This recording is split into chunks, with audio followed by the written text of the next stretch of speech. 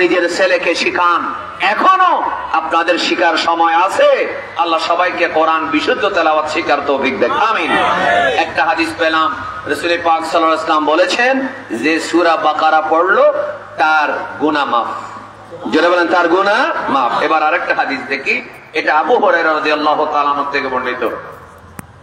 রাসূল পাক সাল্লাল্লাহু আলাইহি ওয়াসাল্লাম বলেন, লা তাজআলু বুয়ুতাকুম কুবুরা।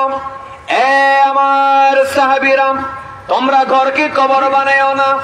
অর্থাৎ কবরের ভিতরে মানুষ যখন মারা যায়, তাকে যখন দাফন করা হয়, আমার ভাইরা, কবরবাসী কবরের ভিতরে কোরআন তেলাওয়াত করতে পারে না। তবে মনে রাখবেন, যারা দুনিয়াতে তেলাওয়াত করেছে তারা তেলাওয়াত করতে পারবে, যারা আল্লাহর ওলি তারা পারবে। যারা শহীদ এরা মরা না, জিন্দা। আমি কিন্তু ওয়াদা নিছিলাম, কথা বলতে হবে, জোরে বলেন, শহীদরা মরা নাকি জিন্দা? শহীদরা কোরআনুল কারীম কবরের ভিতরে তেলাওয়াত করতে পারে কি পারে না? আল্লাহর ওলিরা পারে, আমার নবী পারে, আমার নবী পারে, এটা বড় কথা নয়। আমার নবী যেখানে যেখানে কোরআন তেলাওয়াত হয়, দরুদ শরীফ হয়, আল্লাহর নবী সরওয়ারে কায়নাত সাল্লাল্লাহু আলাইহি ওয়াসাল্লাম মদিনা মুনাওয়ারা থেকে ওই জায়গার মধ্যে হাজির হওয়ার ক্ষমতা দিয়েছে আমার নবীকে আল্লাহ। বলেন, আমার নবীকে ক্ষমতা দিয়েছে কে? আল্লাহ। সুতরাং নেককার স্পেশাল কিছু বান্দা আছে যারা কবরের ভিতরে কোরআন তেলাওয়াত করতে পারে, কিন্তু সাধারণত মুর্দা যারা, তারা কবরের ভিতরে কোরআন তেলাওয়াত করতে পারে না, সাধারণ মুসলমান। তো আমার নবী বলেন, লা তাজআলু বুয়ুতাকুম কুবুরা, তোমরা ঘরকে কবর বানাইও না। তো ইয়া রাসূলুল্লাহ কি করতাম? আমার নবী বলছেন, ঘরকে কবর বানাইও না মানে কবরে যেমন কোরআন তেলাওয়াত মুর্দাই করতে পারে না, ঠিক তেমনি ঘরকেও কবরের মতো বানাইও না। তোমরা ঘরের মধ্যে বেশি বেশি কোরআন তেলাওয়াত করিও। তো আল্লাহ রাসূল সাল্লাল্লাহু আলাইহি ওয়াসাল্লাম এবার চমৎকার একটা কথা বললেন। আমার প্রিয় নবী বলেন, ফাইনাল বাইতাল্লাযী ইকরাউ ফীহি সূরাতুল বাকারা লা ইয়াদখুলুহু শাইতান। যে ঘরের মধ্যে সূরা বাকারা তেলাওয়াত করা হয়, আমার দয়াল নবী বলে ওই ঘরের মধ্যে শয়তান প্রবেশ করে না। বলেন, আপনাদের ঘরে বাঁশখালী ছেছুরিয়ার মানুষ, আমার সুন্নি ভাইয়েরা, আশিক রাসূল ভাইয়েরা, বাছাই করে কিয়ামতের আগে আমার নবী বলেছেন 10,000-এর মধ্যে 9,999 জন হবে জাহান্নামী, একজন হবে কি জান্নাতি। সেই জান্নাতি পরীক্ষায় আপনারা যারা পাস করেছেন, আওয়াজ করে বলুন, আপনার ঘরে শয়তান থাক আপনি চান? আওয়াজটা জোরে দেন না, চান?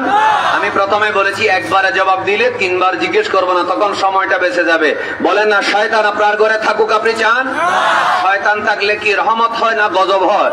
এই জন্য শয়তান যদি থাকুক এটা না চান, আমার নবী বলেছেন যে ঘরে ফাইনাল বাইতাল্লাযী ইকরাউ ফীহা সূরাতুল বাকারা, যে ঘরের মধ্যে সূরা বাকারা তেলাওয়াত করা হয়, লা ইয়াদখুলুহু শাইতান, সেই ঘরে শয়তান প্রবেশ করে না। আর যে ঘরে কোরআন তেলাওয়াত না হয়, সারা দিন মোবাইলে গান চলবে, নাচ চলবে, টিভিতে সিরিয়াল চলবে, সিনেমা চলবে, নাটক চলবে, বলুন সেই ঘরে শয়তান আসবে কিনা? আসবে। সুতরাং শয়তানকে জোতা মারতে হলে আপনি এগুলা বন্ধ করুন। নাচ গান, অশ্লীলতা, সিনেমা, নাটক বন্ধ করুন। আপনার ঘরে যদি ফেরেশতা দেখতে চান, দয়া করে মেহেরবানি করে আব্বাস ফকির রহমতুল্লাহ আলাইহির এই ওরসের মাহফিল থেকে বলছি, আপনারা ঘরের মধ্যে কোরআন তেলাওয়াত জারি করুন। শয়তান বের হয়ে যাবে, ফেরেশতা এসে যাবে, আপনার ঘর থেকে 14টা বলা মুসিবত দূর হয়ে যাবে। একটু জোরে বলেন না সুবহানাল্লাহ। এরপর আমার প্রিয় নবী সাল্লাল্লাহু আলাইহি ওয়াসাল্লাম বলছেন, শুধু তা না, শয়তান মনে করেন ঢুকে গেছে, শয়তান ঢুকে গেছে। যখন আপনি কোরআন তেলাওয়াত সূরা বাকারা তেলাওয়াত করা শুরু করবেন, শয়তান থাকলেও বের হয়ে যাবে। একটু মহব্বতের আওয়াজে বলবেন না সুবহানাল্লাহ। আল্লাহ তাআলা আমাদের সবাইকে কোরআনুল কারীমের যথাযথ তেলাওয়াত করার তৌফিক দেন, আমিন বলেন। এবার আরেকটা হাদিস শুনুন। আমাদের দেশে নেতা আছে না নেই? আওয়াজ করে বলেন। আমাদের দেশের নেতা বানানো হয় যার কর্মী বাহিনী বেশি, ঠাট বেশি, ডাঁট বেশি, ঠিক কিনা বলেন? যার গলা উঁচু বেশি, যার টাকা বেশি, যার কর্মী বাহিনী বেশি, যত বেশি মিথ্যা কথা বলতে পারে সে তত বড় নেতা। জোরে বলে ঠিক না? যে যত বড় কঠোর, যত বড় নিষ্ঠুর, সে তত বড় নেতা। এটা বাংলাদেশের নিয়ম, ঠিক কিনা বলে না? সিধা মানুষ মনে করেন একটা কলেজের প্রফেসর ইউনিভার্সিটির প্রফেসর, আপনি যদি বলেন আপনি আমাদের বাঁশখালী থানার অমুক দলের সভাপতি হিসেবে আমরা ইউনিভার্সিটির প্রফেসর সাহেবকে দেখতে চাই, মনে করেন ডক্টর আব্দুল করিম সাহেবকে দেখতে চাই, তখন কেউ মানবে না। তাহলে বোঝা গেল নেতা হয় কি লেখাপড়ার জোরে নাকি অন্য কিছু? কথা বলে না, কিসের জোরে? অন্য কিছু বলেন না। অন্য কিছুর মধ্যে dot dot dot dot dot সব আছে। একটু জোরে বলেন, আছে না নেই? কিন্তু ভাইরা আমার, এটা আগেও ছিল, এই সমস্যা এখনো কথা বলেন আছে না নেই?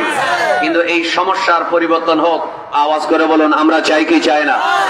যদি চান এবার একটা হাদিস শরীফ শুনুন। আমার প্রিয় নবী বলেন না, দু জাহানের বাদশা নবী মুহাম্মদুর রাসূলুল্লাহ সাল্লাল্লাহু আলাইহি ওয়াসাল্লাম ইবনে কাসির যা যা হাদিস এনেছেন, এই 8টা আয়াতের সবগুলো তো এই মাহফিলে বলতে গেলে কমপক্ষে বলতে পারবো আমি, তবে 4 ঘন্টা লাগবে। 4 ঘন্টা বলার সুযোগ নেই। জাস্ট 10টা বাজে, যেহেতু আল্লাহ মাশরাফি হুজুর আসবে, দ্রুত বলতেছি। আপনারা যত সহযোগিতা করবে দ্রুত বলতে পারবো। বলুন, আমাদের দেশে ভালো মানুষ নেতা হোক আমরা চাই কিনা? ভালো মানুষ চেয়ারম্যান হোক, মেম্বার হোক, এমপি হোক ভবিষ্যতে, যারা দেশের টাকা বিদেশে প্রচার করবে না। আমি কোন দলের বিরুদ্ধে বলছি না। আফটার অল যারা দেশপ্রেমিক হবে, কে খারাপ কে ভালো, এটা কোরআন সামনে নিয়ে রাজনীতি করা এটা হুজুরের কাজ নয়। বলুন, ভালো মানুষ দেশে নেতা হোক। আওয়াজ করে বলেন আপনারা চান কিনা? আরেকবার বলেন চান কিনা? যদি চান এবার একটা হাদিস শোনেন। আল্লাহ রাসূল সাল্লাল্লাহু আলাইহি ওয়াসাল্লাম এক জায়গায় একটা দলকে পাঠাচ্ছেন ইসলাম প্রচার করা এবং কাফেরদের বিরুদ্ধে জিহাদ করার জন্য। সুবহানাল্লাহ বলেন। একটা দল বলেন, একটা দলকে পাঠাচ্ছেন। পাঠানোর সময় যেহেতু আমাদের আলোচনা শুরু করার সময় এক ধরনের কারেন্টের সমস্যা হয়েছে, হয়তো এই জন্য বসতে মানুষের দেরি হচ্ছে, কিন্তু আমার ওইদিকে দেখলে কি আমার সময় বসে থাকবে? চলে যাবে। সবাই মনোযোগ। একটা দল পাঠাচ্ছেন আল্লাহ রাসূল সাল্লাল্লাহু আলাইহি ওয়াসাল্লাম। তো পাঠানোর সময় বলুন, যে কোনো একটা দল যদি কোথাও যুদ্ধের ময়দানে পাঠানো হয়, ওখানে একজন নেতার দরকার আছে না নেই? লিডারের দরকার আছে। নেতা শব্দটা তো আমাদের দেশে খারাপ হয়ে গেছে, এজন্য আমরা নেতা শব্দটা নবীর শানে ব্যবহার করি না। বলেন, আমরা নবীর শানে ব্যবহার করি না। আল্লাহ রাসূল সাল্লাল্লাহু আলাইহি ওয়াসাল্লাম একজন সরদার বানাবেন, আরবিতে বলা হয় আমির। সুবহানাল্লাহ বলেন। তাফসীরে বলা হয়েছে কি? আমির। আমির বানাবেন। কারণ একটা দল 50, 100, 200, 500 মানুষ যাবে, একজনকে যদি আমির বানানো না হয়, যে যা ইচ্ছা তা করবে। এমন সময় রাসূল করিম সাল্লাল্লাহু আলাইহি ওয়াসাল্লাম কি করলেন? ফাস্তাকরাহুম। এখন কাকে তিনি লিডার বানাবেন, সরদার বানাবেন? আল্লাহ রাসূল সাল্লাল্লাহু আলাইহি ওয়াসাল্লাম বললেন, আমি লিডার আর সরদার বানানোর জন্য কার টাকা বেশি, কার বাহু মোটা, কার গর্দান মোটা, কার শরীরের মধ্যে চর্বি বেশি, আল্লাহ রাসূল সেদিকে দেখে নাই। আমার প্রিয় নবী সাল্লাল্লাহু আলাইহি ওয়াসাল্লাম দেখলেন অনেকগুলা মানুষকে আমি পাঠাচ্ছি, দেখি তোমাদের মধ্যে কে কতটুকু কোরআন বেশি পড়ো। ফাস্তাকরা কুল্লু ওয়াহিদিন মিনহুম। আমার নবী সবাইকে বললেন, দেখি তুমি কতটুকু কোরআন পারো। এ বলল আমি 1 পারা পারি। আরেকজনে বলল আমি 2টা সূরা পারি ছোট ছোট। একজনে বলল আমি 10টা সূরা পারি ছোট ছোট। একজনে বলল আমি 5 পৃষ্ঠা পারি। একজনে বলল আমি 10 পৃষ্ঠা পারি। সুবহানাল্লাহ বলেন না?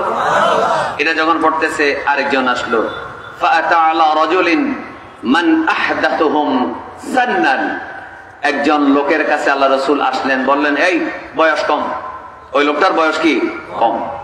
বললেন তুমি কি পারো বলো তো। এমন সময় সে বলল, আল্লাহর নবী বলেন, মা মাআকা ইয়া ফুলান, এ আল্লাহর বান্দা, আমি তোমাকে দলের লিডার বানাতে চাই, তবে তুমি কোরআন কতটুকু জানো আমাকে তুমি একটু শোনায় দাও। ওই ছেলেটা বলল, ইয়া রাসূলুল্লাহ মাই কাযা ওয়া কাযা ওয়া সূরাতুল বাকারা। ইয়া রাসূলুল্লাহ, আমি কোরআনের অমুক সূরা পারি, আর কোরআনের সূরা বাকারাটা সম্পূর্ণ আমি পারি। একটু জোরে জোরে বলি সুবহানাল্লাহ। একটু মহব্বতে পড়েন না সুবহানাল্লাহ। সম্ভবত কারেন্ট আসছে, জোরে জোরে ইয়া রাসূলুল্লাহ ইয়া হাবিবাল্লাহ ইয়া রাসূলুল্লাহ ইয়া হাবিবাল্লাহ ইয়া রাসূলুল্লাহ। সুবহানাল্লাহ বলেন। বলেন তুমি জীবন তুমি মরণ, আধার তুমি আপন, তুমি জীবন, তুমি মরণ, আধার ঘরে তুমি আপন, তুমি মোদের পারের তরি, তুমি মোদের তুমি নিদানে তারানে ওয়ালা, ইয়া রাসূলুল্লাহ ইয়া হাবিবাল্লাহ, ইয়া রাসূলুল্লাহ ইয়া হাবিবাল্লাহ, জোরে ইয়া রাসূলুল্লাহ। একটু মহব্বতে পড়েন না সুবহানাল্লাহ। আচ্ছা, আল্লাহ রাসূল সাল্লাল্লাহু আলাইহি ওয়াসাল্লাম বললেন তুমি সূরা বাকারা পড়ো। বলে ইয়া রাসূলুল্লাহ আমি অমুক অমুক সূরা পারি, আমি সূরা বাকারাও পারি। রাসূল করিম সাল্লাল্লাহু আলাইহি ওয়াসাল্লাম বললেন আমি তোমাকে ওই দলের আমির বানাইলাম। একটু জোরে বলেন মারহাবা। এখন আমি বললে তো আপনারা রাগ করবেন।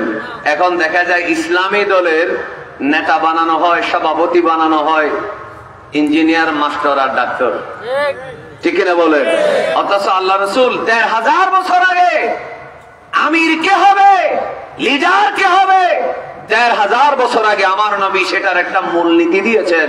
কোন একটি দলের আমির হওয়ার জন্য যে কোরআন যত বেশি পারবে, হাদিস যত বেশি পারবে, তাফসীর যত পারবে, যার সিনায় যত বেশি ইলম হবে, যে কোরআন শুধু মুখস্থ করবে না তাফসীরও করতে পারবে, সেই হবে ইসলামী সংগঠনের আমির।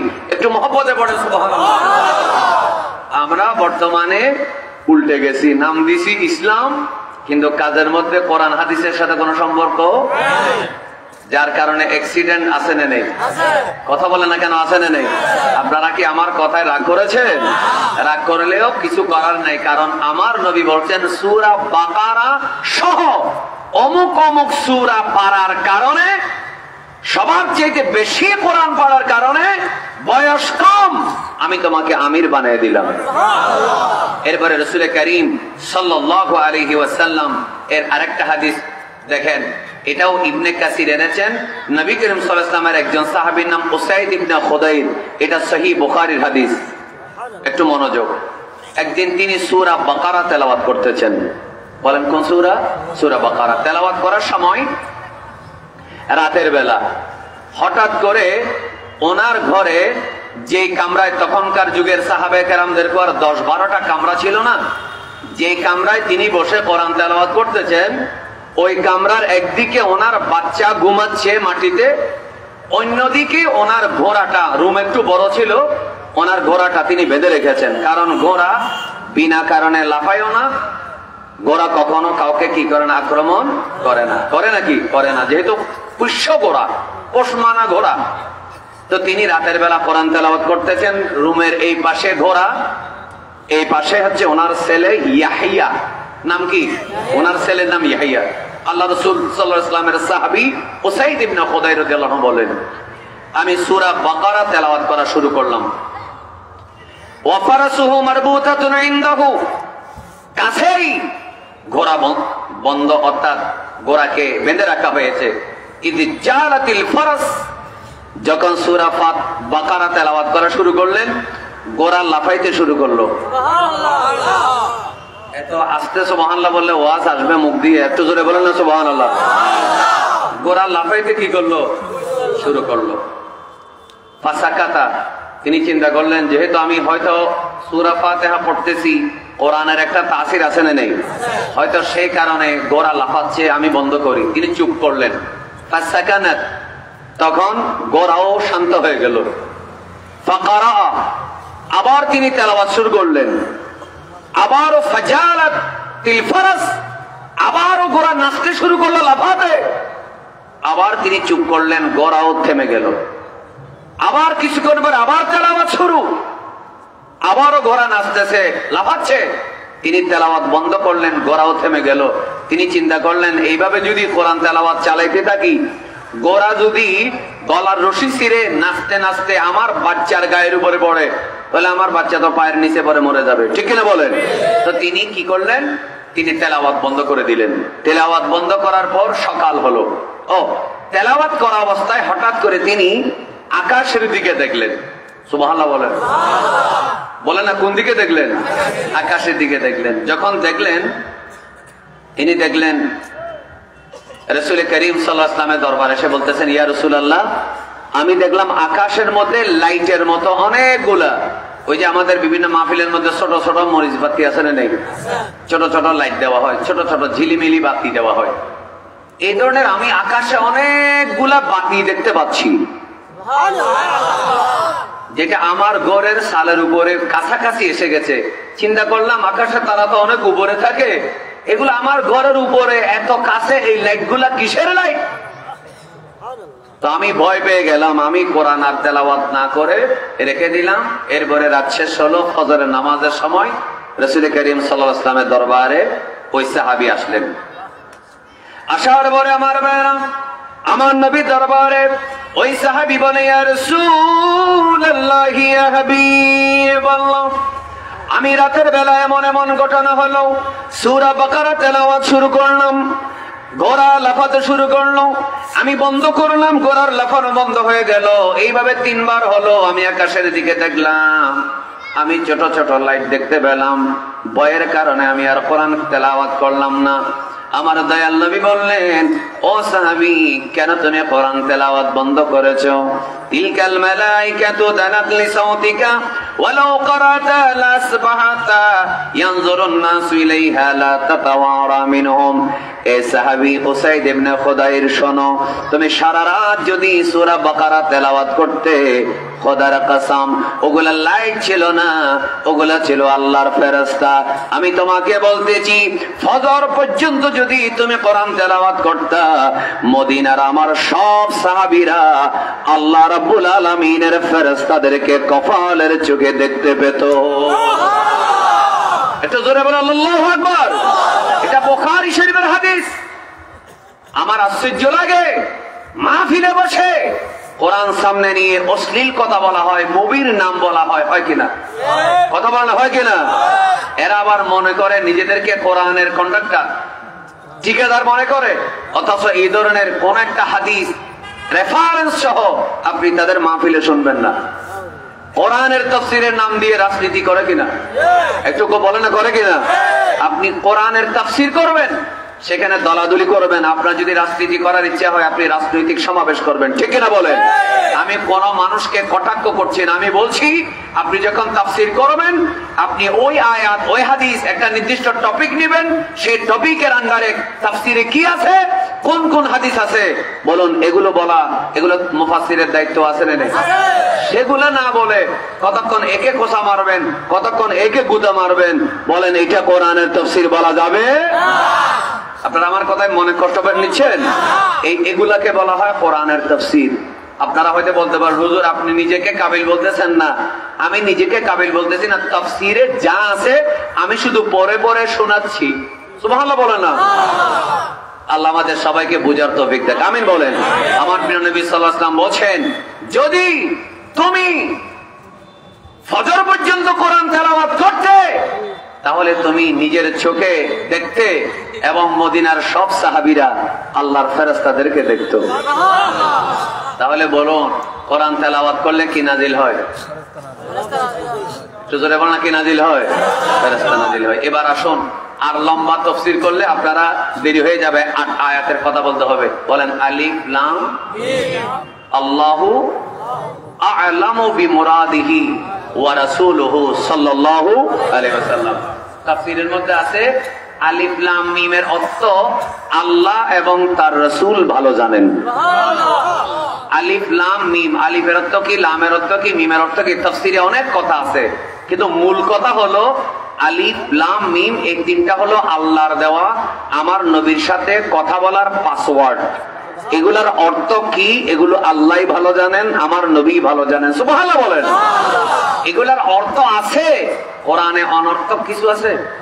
কথা বলে না, কিছু আছে? অর্থ আছে, কিন্তু সেগুলা তাফসীরে আমার নবী আমাদেরকে জানাই নাই, সে কারণে আমরা বলতে পারি না। আল্লাহ ভালো জানেন, আমার নবী ভালো জানেন। তবে আশ্চর্যের ব্যাপার হলো, অনেক মুফাসসির আছে আলিফ লাম মিম এভাবে পড়ে, পড়ার পরে বললে আল্লাহ ছাড়া কেউ জানে না। আর আমরা বলি আল্লাহও জানে, আমার নবীও জানে। কারণ আমার নবী সাল্লাল্লাহু আলাইহি ওয়াসাল্লামের কাছে কোরআন নাজিল করা হয়েছে। নবীও যদি না জানে, আল্লাহ নাজিল কেন করবে? একটু জোরে বলেন ঠিক কিনা? কারণ নাজিল করেছেন আল্লাহ, নাজিল হয়েছে যার সিনায়, তিনি হচ্ছেন হাবিবুল্লাহ সাল্লাল্লাহু আলাইহি ওয়াসাল্লাম। জোরে বলেন মারহাবা। আলিফ লাম মিম, এটা নিয়ে একটা চমৎকার ঘটনা আছে। আমি রেফারেন্স গুলো বলতেছি যাতে সুন্নিরা বুঝতে পারে বাতিলদের তাফসীরের রেফারেন্স কি, সুন্নি আলেমের তাফসীরের রেফারেন্স কি। মানুষ এখন বেকুব নেই, ঠিক কিনা বলেন? নাম দিয়েছেন তাফসীর, একটা আয়াত পড়তেছেন, আয়াতের তাফসীরের মধ্যে হাদিস বলতেছেন কোন কিতাবের, কোন রেফারেন্স নাই। এবার আসুন রেফারেন্স দিচ্ছি।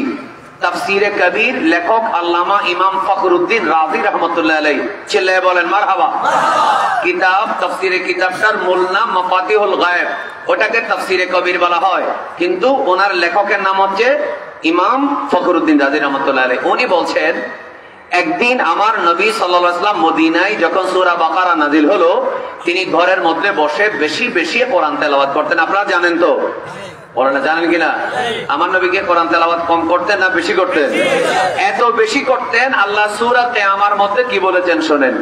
আল্লাহ রাব্বুল আলামিন বলেন, লা তুহাররিক বিহি লিসানাকা লিতা'জালা বিহি ইন্না আলাইনা জামআহু ওয়া কুরআনা فإذا قرأناه فاتبع قرآنه ثم إن علينا بيانه। আল্লাহ রাব্বুল আলামিন বলেন, ইয়া রাসূলুল্লাহ হাবিব, সকালে কোরআন তেলাওয়াত করেন, নামাজের ভিতরে করেন, নামাজের পরে করেন, ঘুমানোর সময়, ঘুমানোর আগে করেন, ঘুম থেকে উঠে করেন, হাঁটতে হাঁটতে কোরআন তেলাওয়াত করেন। অনেক সময় কোরআন তেলাওয়াত করার জন্য খাবার খেতে ভুলে যান। হাবিব, আপনাকে এত কষ্ট করতে হবে না। আপনি জিবরাইল আলাইহিস সালাম কোরআন নাজিল করার পরে, আপনার কাছে নেওয়ার পরে আপনি একবার তেলাওয়াত করবেন, আপনার সিনার ভিতরে বসায় দেওয়ার দায়িত্ব আমি আল্লাহ নিজের কাছেই রেখে দিয়েছি। একটু জোরে বলেন মারহাবা। এই জন্য জোরে একবার জোরে বলি ইয়া রাসূলুল্লাহ। বলুন আমার নবীকে, আমাদেরকে আমার নবী বলছেন বেশি বেশি কোরআন পড়ো। আল্লাহ আমাদেরকে বলতেছেন বেশি বেশি কোরআন পড়ো। আলিফুন হারফুন, লামুন হারফুন, মিমুন হারফুন, মান ক্বারা হারফান ফালাহু আশরু হাসানাত। কেউ যদি একটা হরফ পড়ে তার 10টা নেকি।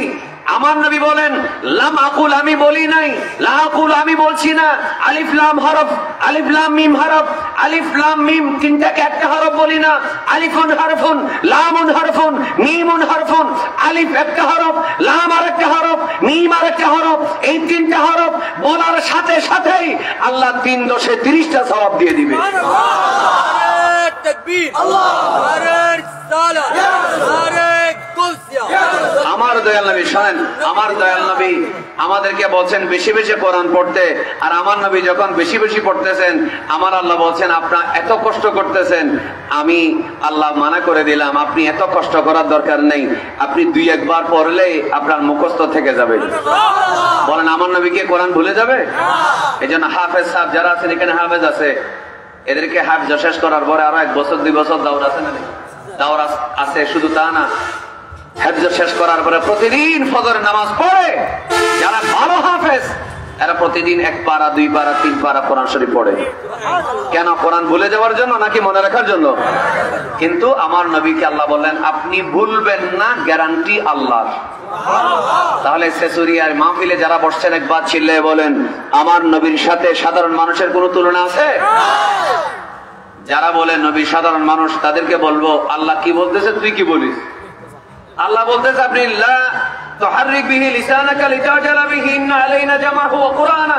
আমি কোরআন নাযিল করেছি, এটাকে আপনার সিনায় জমা রাখার, এই সিনার মধ্যে মুখস্থ রাখার দায়িত্ব আমি আল্লাহ নিজের কাছে রেখে দিয়েছি। সুবহানাল্লাহ।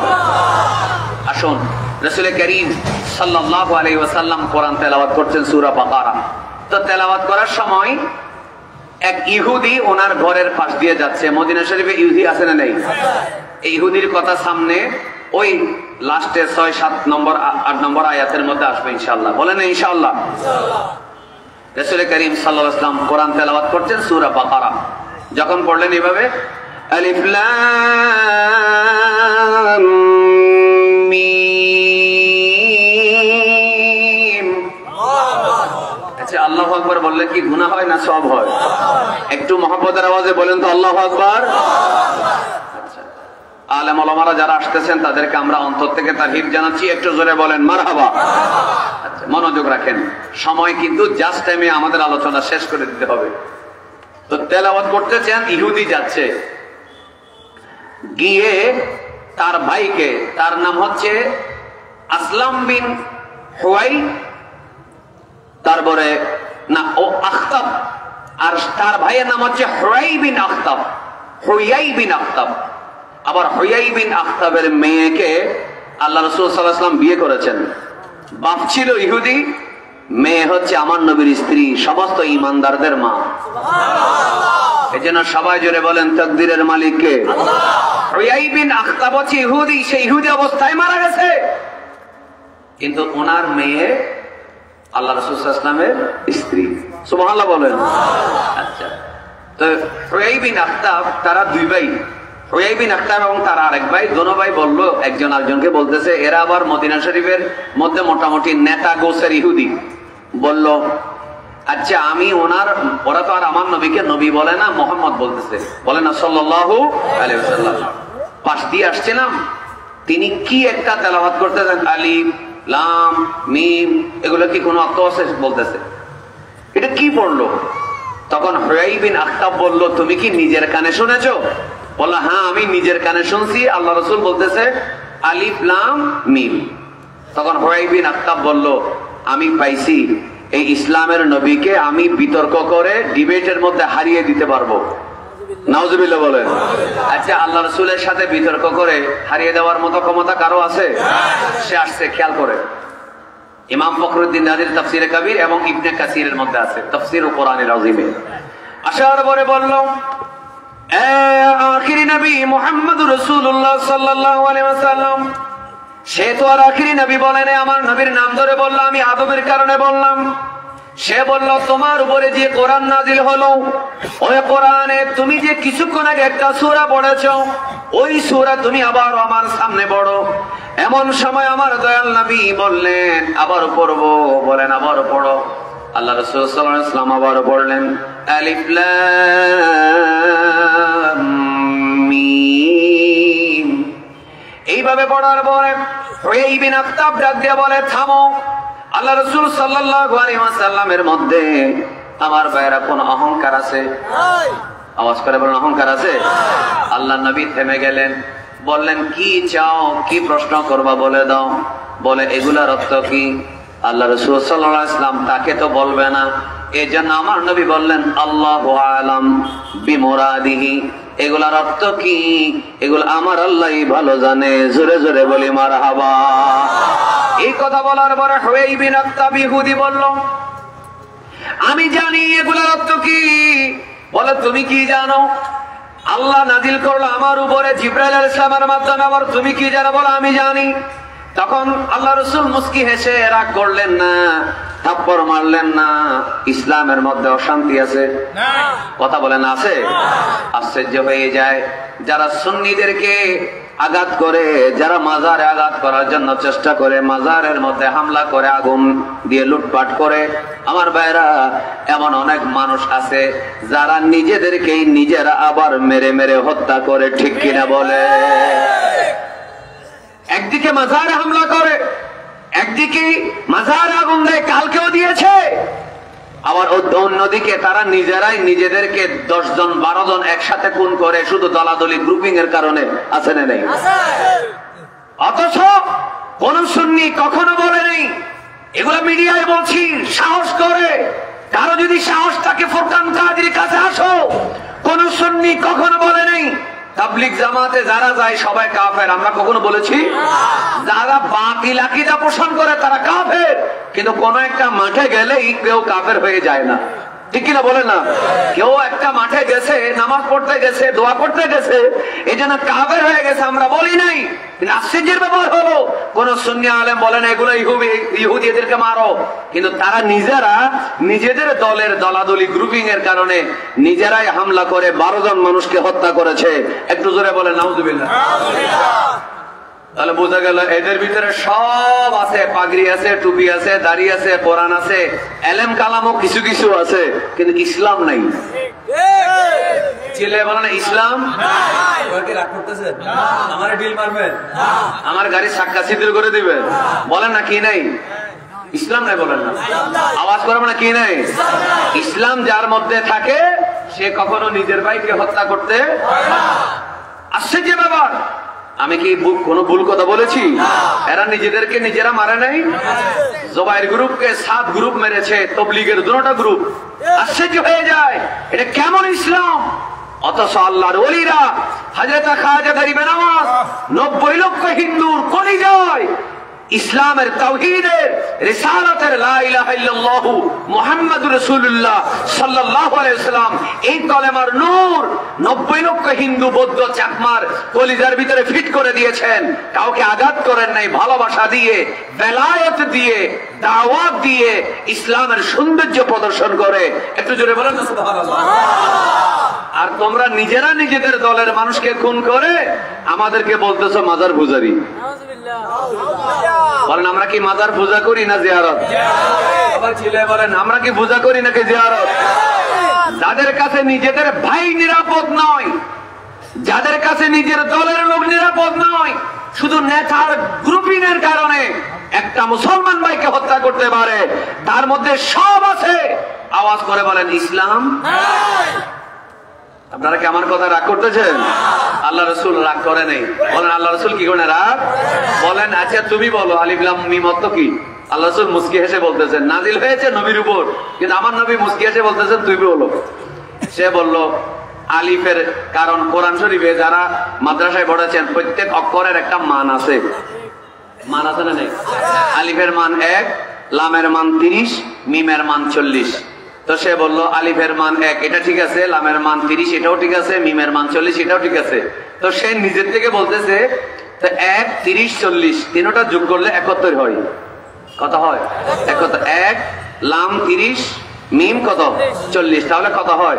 71 বছর। তো ইহুদি বলতেছে এই 71 দিয়ে আমি একটা প্রমাণ করব। সেটা কি? ইসলাম এই দুনিয়াতে শুধু 71 বছর থাকবে। একটু নাউজুবিল্লাহ জোরে বলেন।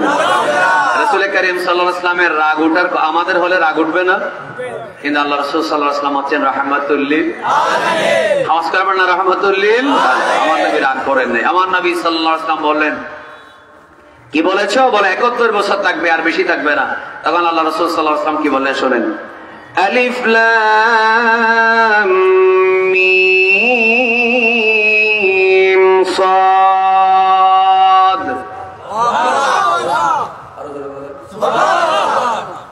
বলে আমাদের কোরআনে আরেকটা আছে আলিফ লাম মিম সাদ। সেটা কি? এদিকে খেয়াল করেন। আলিফের মান 1, লামের মান 30, মিমের মান 40, কত হইল? 71। সাদের মান 90। তো 71 সাথে 9 যদি যোগ হয়, 90 যদি যোগ হয় 161। তো আল্লাহ রাসূল সাল্লাল্লাহু আলাইহি ওয়াসাল্লামকে সে বলল ঠিক আছে, আপনি যেহেতু আলিফ লাম মিম সাদ আরেকটা আছে বলতেছেন, এই হিসেবে বললাম কোরআন এবং আপনার ইসলাম এটা শুধু 161 বছর থাকবে। নাউজুবিল্লাহ বলেন না কেন? আচ্ছা, রাসূল কারীম সাল্লাল্লাহু আলাইহি ওয়াসাল্লাম এবার মুস্কি হাসলেন। কোন রাগ আছে? রাগ করা দরকার আছে? আমার নবী কি রাগ করার জন্য এসেছেন নাকি ভালোবাসার জন্য? আল্লাহ রাসূল সাল্লাল্লাহু আলাইহি ওয়াসাল্লাম এবার মুস্কি হেসে বললেন কোরআনে আরো আছে। বলেন না কোরআনে? আল্লাহ রাসূল এবার বললেন আলিফ লাম রা।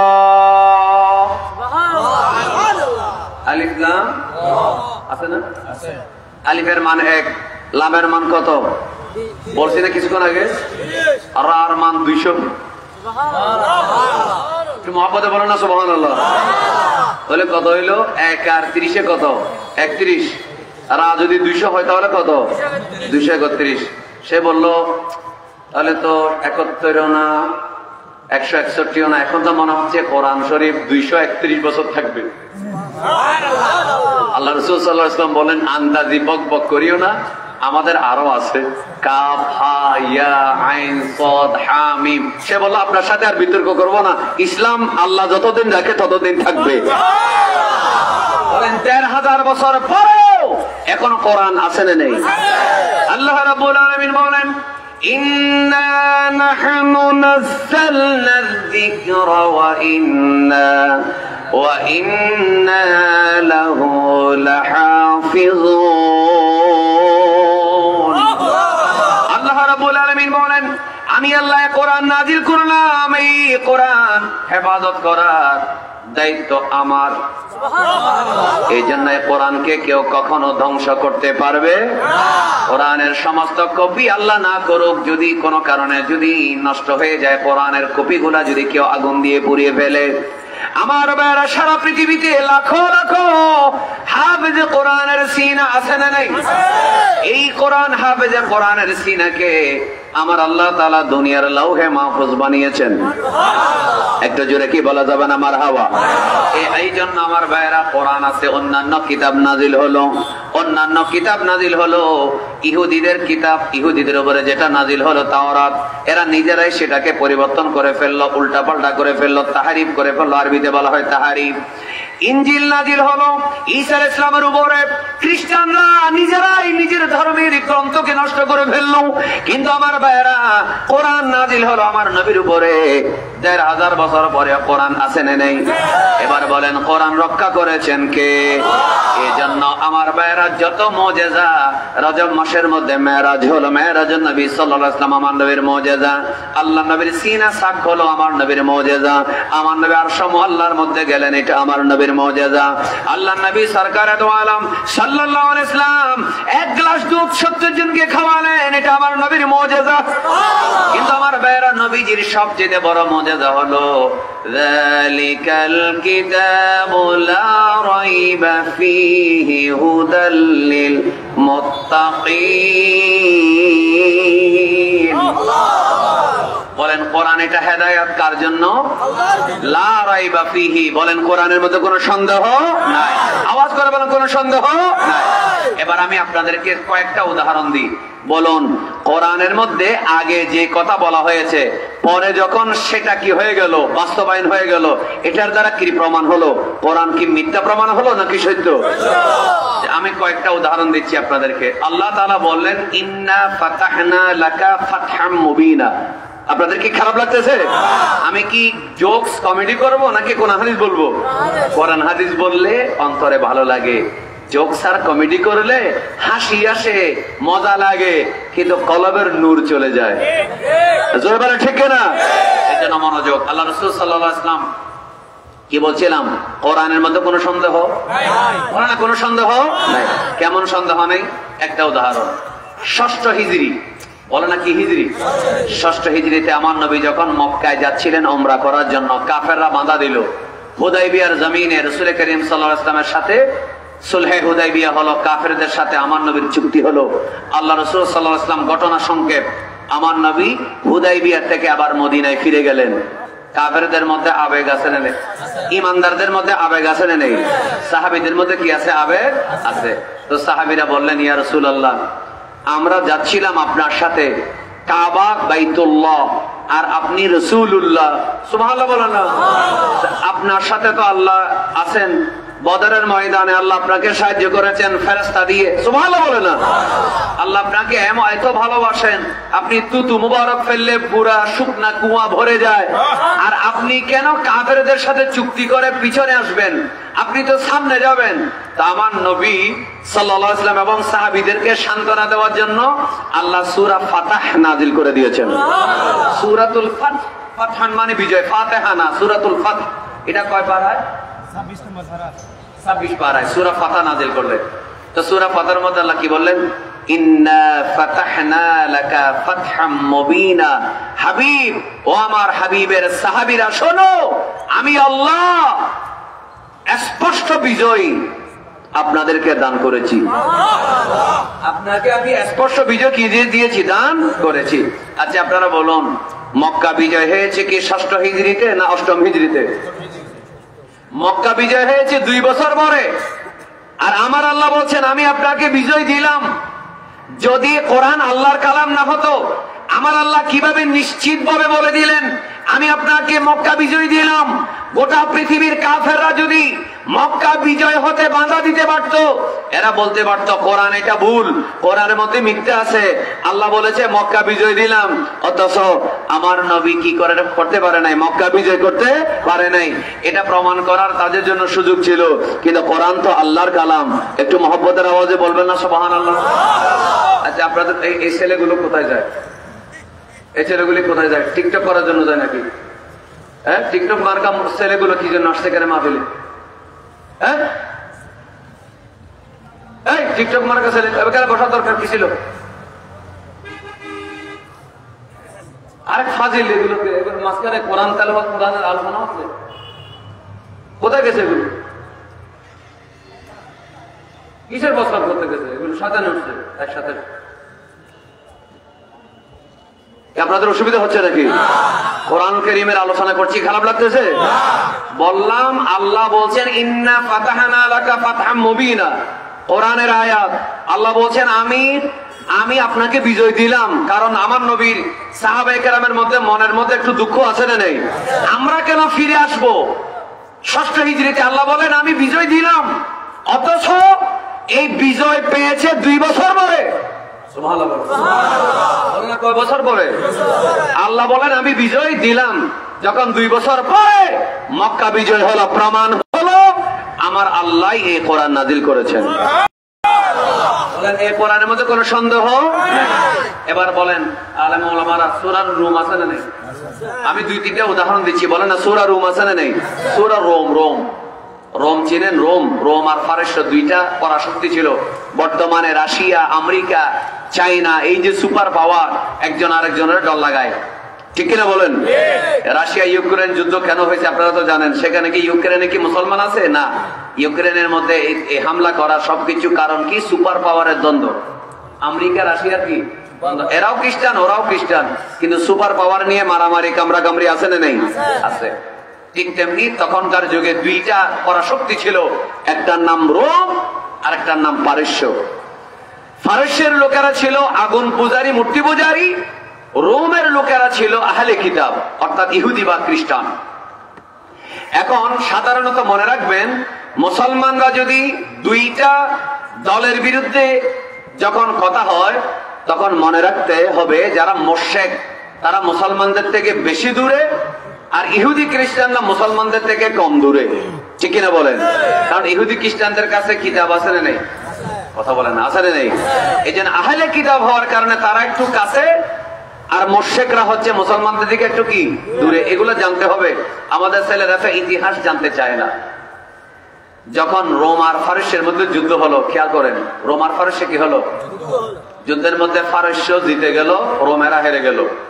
মুসলমানরা তখন আমার নবী মক্কায়, মনে রাখবেন তখন আমার নবী কোথায়? মক্কায়। হুদায়বিয়ার ঘটনা বলে ফেলেছি, এখন আরেকটা বলছি। এখন মুসলমানরা চেয়েছিল রোম যদি জিতে আহলে কিতাবরা জিতবে, আর মক্কার কাফেররা চাইছিল ফারস্য যদি জিতে তাহলে মূর্তি পূজারীরা জিতবে। কিন্তু জিতে গেল ফারস্য, হেরে গেল কি? রোম। বলিবাতির রোম, বলো না বলিবাতির রোম। তখন মক্কার কাফেররা খুশি, আমরা যাদেরকে জিতার জন্য আশা করছিলাম তারা জিতে গেছে। তো রাসূল করিম সাল্লাল্লাহু আলাইহি ওয়াসাল্লামের সাহাবীদের মধ্যে সিদ্দিক আকবর রাদিয়াল্লাহু তাআলা আনহু আছেন না নেই? তিনি আমার নবীর কাছে আসলেন, এসে বললেন ইয়া রাসূলুল্লাহ, ইয়া হাবিবাল্লাহ, রোমেরা তো জিতে হেরে গেল, ফারস্যরা জিতে গেল, এখন মক্কার লোকেরা আমাদের সাথে মশকারি করে আমরা জিতে গেছি। কোথায় আর্জেন্টিনা, কোথায় ব্রাজিল? এরা যখন ফুটবলের মধ্যে জিতে হারে, বাংলাদেশে মারামারি আছে না নেই? একজনে বলে আর জিতে না, আরেকজনে বলে 7 আপ, বলেন আছে না নেই? কোথায় আর্জেন্টিনা, কোথায় ব্রাজিল? আমাদের বাংলাদেশের আশেপাশেও, মহাদেশের ভিতরেও আরেক মহাদেশ। এরা বলে আমরা জিতে গেছি, তোরা 7 গোল খাইছস, আছে না নেই? এই ধরনের মক্কার লোকেরা, ওই ফারস্য জিতছে, মক্কার কাফেররা খুশি হয়ে গেছে, আমরা জিতে গেছি। আর মুসলমানরা চেয়েছিল যাতে রোম কি জিতে যায়। আন্তর্জাতিক মিত্র শক্তি আছে না নেই? আছে। এটা আন্তর্জাতিক মিত্র। তখন সিদ্দিক আকবর রাদিয়াল্লাহু আনহু রাসূলের কাছে আসলেন, এসে বললেন ঘটনাটা সুন্দর, শুনেন। বললেন ইয়া রাসূলুল্লাহ, মুসলমান রোম তো হেরে গেল, পারস্য জিতে গেল, এখন কাফের আমাদেরকে প্রতিদিন আমাদেরকে খোঁচায়, গুতা মারে, খোঁচা গুতা মারে। আল্লাহ রাসূল সাল্লাল্লাহু আলাইহি ওয়াসাল্লাম বললেন, তুমি তাদেরকে গিয়ে বলে দাও কিছুদিনের মধ্যে সায়াগলিবুন, ইন্নাহুম সায়াগলিবুন, নিশ্চয়ই রোমেরা জিতে যাবে। বলেন না রোমেরা?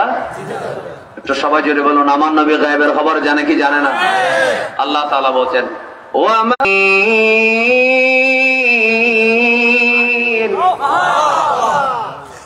আল্লাহ নবী গায়েবের খবর জানে, শুধু তা না, যখন যাকে দরকার হয় জানাই দিতে আমার নবী কৃপণতাও করে না। সুবহানাল্লাহ বলেন। আর আমাদের দেশে অনেক ইসলামী পার্টি আছে যারা মনে করে আমার নবী গায়েব জানে বললে এটা নাকি শিরিক হয়। অথচ আল্লাহ বলছেন আলিমুল গায়বে ফালা ইউযহিরু আলা গায়বিহি আহাদান ইল্লা মান ইরতাদা মির রাসূল। একটু জোরে বলেন মারহাবা। বলেন আমার নবী গায়েব জানে? जो हो चुका है जो होगा हुजूर जानते हैं तेरे अता से खुदाया हुजूर जानते हैं। আমার নবীকে গায়েব জানার ক্ষমতা দিয়েছেন কে? যিনি গায়েব জানেন। এটা কেমন কথা? 2 বছর পরে কি হবে জানেন? 5 বছর পরে কি হবে জানেন? 10 বছর পরে কি হবে জানেন? এমনকি কিয়ামতের আগ পর্যন্ত কি হবে সব জানেন। এমনকি কে জান্নাতে যাবে কে জাহান্নামে যাবে 1000 বছর পরে আমার নবী কপালের দিকে তাকিয়ে আবু বকর ফিল জান্নাহ, এই লোক জান্নাতি ওই লোক জান্নাতি বলে আমার নবী 1000 লাখ বছর আগের কথা বলে দিয়েছেন। একটু মহব্বতে বলেন সুবহানাল্লাহ। এজন্য আমার নবী গায়েব জানে কি জানে না? আল্লাহ রাসূল বললেন রোমেরা জিতবে। বলে না রোমেরা জিতবে। তো সিদ্দিক আকবর রাদিয়াল্লাহু তাআলা বললেন, দৌড় দিলেন, কারণ আবু বকর সিদ্দিক রাদিয়াল্লাহু তাআলা আমার নবীর প্রতি বিশ্বাস আছে না নেই? তিনি কাফেরদের কাছে গিয়ে বললেন এত খুশি হয়ে লাভ নাই, রোমেরা জিতবে। বলে না রোমেরা? তো তারা বললো বাজি ধরো। এটা হাদিস শরীফে, তিরমিজি শরীফে হাদিসটা আছে, বাজি ধরো। বললো কয়দিনের? তো হযরত আবু বকর সিদ্দিক আল্লাহ রাসূল থেকে আর জিজ্ঞেস করে নাই, নিজে নিজে আন্দাজে বলে ফেলছে 5 বছরের ভিতরে রোমেরা জিতবে। 5 বছরের? এটা আবেগের কারণে উনি নবী বলে নাই, নবী বলছে শুধু জিতবে, কিন্তু উনি বলেছেন কয় বছর। তখন কাফেররা বলল যদি না জিতে আমাদেরকে দিতে হবে এই এত এত টাকা, আর যদি রোম জিতে যায় আমরা এত টাকা দেব। কিন্তু 5 বছর চলে গেল, রোমেরা জিততে পারে নাই। তখন আবু বকর সিদ্দিক রাদিয়াল্লাহু আনহু বাজির মধ্যে হেরে যায় নাই? কথা বলেন না। হেরে যাওয়ার কারণে এখন টাকা দিতে হবে না? দিতে হবে, কারণ মক্কা তো কাফেরদের ক্ষমতা বেশি, ঠিক কিনা? তখন আমার নবী কোথায় যায় নাই? মদিনায় যায় নাই। ইয়া রাসূলুল্লাহ বাজিতে আমি হেরে গেছি, 5 বছর চলে গেছে, এতগুলো টাকা চলে গেল, আপনি না বললেন জিতবে? আল্লাহ রাসূল বললেন তুমি কি রকম বাজি ধরছো? বল আমি 5 বছরের। আমার নবী বলেন আমি কি বলছি? তুমি 5 বছরের কথা বললো কেন? তুমি যদি 10 বছর বলতে তাহলে তোমার ইজ্জত রক্ষা হতো। জাস্ট এরপরে আল্লাহ রাসূল কিছুদিন পরে মদিনায় গেলেন। বদরের যুদ্ধের সময় আবার রোম আর ফারসের মধ্যে যুদ্ধ হলো, রোম জিতে গেল। বলুন আমার ভাইরা, আওয়াজ করে বলুন, এই যে ভবিষ্যতের কথা বলার ক্ষমতা আমার নবীকে কে দিয়েছেন? তাহলে বোঝা গেল আমার নবীর কথাও সত্য, কোরআনও সত্য। কোরআনে কখনো ভুল কথা থাকতে পারে না। সূরা রোমের সত্যতা এরকম আমি অনেক উদাহরণ দিতে পারবো। আপনাদের কি খারাপ লাগতেছে? এবার আসুন রাসূল কারীম সাল্লাল্লাহু আলাইহি ওয়াসাল্লাম আমার নবী উপরে যে কোরআন নাজিল হলো, আল্লাহ তাআলা বলেন লা রাইবা ফীহি হুদাল লিল মুত্তাকিন। এই কোরআন হচ্ছে মুত্তাকিদের জন্য হেদায়েত। বলেন মুত্তাকিদের জন্য কি? হেদায়েত। অর্থাৎ যাদের কপালে হেদায়েত থাকে তারাই মুত্তাকি হয়। সুবহানাল্লাহ বলেন না? আপনি হেদায়েত যদি না হয়, কোন মানুষ যদি কলমা না পড়ে, সে কি ওলি আল্লাহ হইতে পারবে? এই জন্য আজকে আমি জুমার আলোচনায় কোরআনের একটা আয়াত পড়েছি, সূরা কাহাফ আয়াত নম্বর 17। বলেন আয়াত নম্বর কত? 17। আল্লাহ তাআলা বলেন মাইয়াহদিল্লাহু ফাহুয়াল মুহতাদ। আল্লাহ যাকে হেদায়েত দেয় সে হেদায়েত পায়। ওয়া মাইয়ুদিলিল, আল্লাহ যাকে হেদায়েত দেয় না পথভ্রষ্ট করে, ফালান তাজিদ লাহু ওয়ালিয়াম মুরশিদা, আপনি তার জন্য কোনো ওলি পাবেন না, মুর্শিদ পাবেন না। বলুন, 12 আউলিয়া যখন আসছিল, শাহজালাল শাহপরান যখন আসছিল, তখন বর্তমান যুগে যারা হিন্দু বৌদ্ধ খ্রিস্টান আছে তাদের পূর্বপুরুষও বাংলাদেশে ছিল কিনা? কথা বল না, ছিল কিনা? কিন্তু তাদের পূর্বপুরুষ 12 আউলিয়াকে দেখার পরেও ইসলাম গ্রহণ করতে পারে নাই। গরিবে নওয়াজ যখন হিন্দুস্তানে এসেছিল, বর্তমানে ভারতের মধ্যে 100 কোটি হিন্দু আছে না নেই? একটু আওয়াজ করে বলতে হবে, আছে না নেই? তাদের পূর্বপুরুষ খাজা গরিবে নওয়াজকে দেখার পরেও কলমা পড়তে পারে নাই। এই জন্য আল্লাহ বলেন, ওয়ামাই ইউদিলিল ফালা তাজিদ লাহু ওয়ালিয়াম মুরশিদা, যাকে আল্লাহ গোমরা করতে চায় সে ওলিও পাবে না, বলে না মুর্শিদও পাবে না। আমাদের বাপদাদা 14 পুরুষ আগে গরিবে নওয়াজকে চিনেছে, হযরত শাহজালাল শাহপরানকে চিনেছে, তাদের সামনে গিয়েছে, তারা কলেমা শিক্ষা দেওয়ার পরে কলেমা পড়ে মুসলমান হয়েছে। একটু মহব্বতে বলেন না সুবহানাল্লাহ। এজন্য সবাই বলুন, হেদায়েতের মালিক কে? আরেকবার বলেন, হেদায়েতের মালিক কে? আসুন, মুত্তাকি কারা? বলে না, মুত্তাকি কারা? মুত্তাকি হচ্ছে তারা, আমাদের দেশে তো অনেক মানুষ আছে যারা নিজেদেরকে তাকওয়াবান মনে করে কিন্তু গুনাহ থেকে বেঁচে থাকে না, আছে না নেই? অনেক কিছু আছে, হাদিস শরীফে আছে, মুত্তাকি হলো তারা, লা ইয়াবলুগুল আবদু আইয়াকুনা মিনাল মুত্তাকিন হাত্তা ইয়াদা মা লা বাসা বিহি হাদারাম মিম্মা বিহি বাসুন। মুত্তাকি হলো তারা, জিনা তো করবে না, ব্যভিচার তো করবে না, সুদ তো খাবেই না, ঘুষ তো নিবেই না, মিথ্যা কথা তো বলবেই না, মদ তো খাবেই না, বরং এমন অনেক জায়েজ কাজও করবে না। যদি ওই জায়েজ কাজ করতে গিয়ে যদি হারাম খেতে হয়, অনেক জায়েজ কাজ থেকে যারা বিরত থাকে তাদেরকেই মুত্তাকি বলা হয়। আর একটু জোরে বলে, অনেক জায়েজ কাজ, মুত্তাকি যারা, আল্লাহর ওলি যারা, তারা অনেক জায়েজ কাজও করে না। কিসের আশায়, কিসের ভয়ে? যদি আমাকে কি করতে হয়, হারাম খেতে হয়। আর আমাদের ছেলেরা বিসিএস পরীক্ষার মধ্যে চয়েস দেয় প্রশাসন ক্যাডার, কি ক্যাডার? তো প্রশাসন ক্যাডার দেওয়ার কি হারাম না? হারাম না।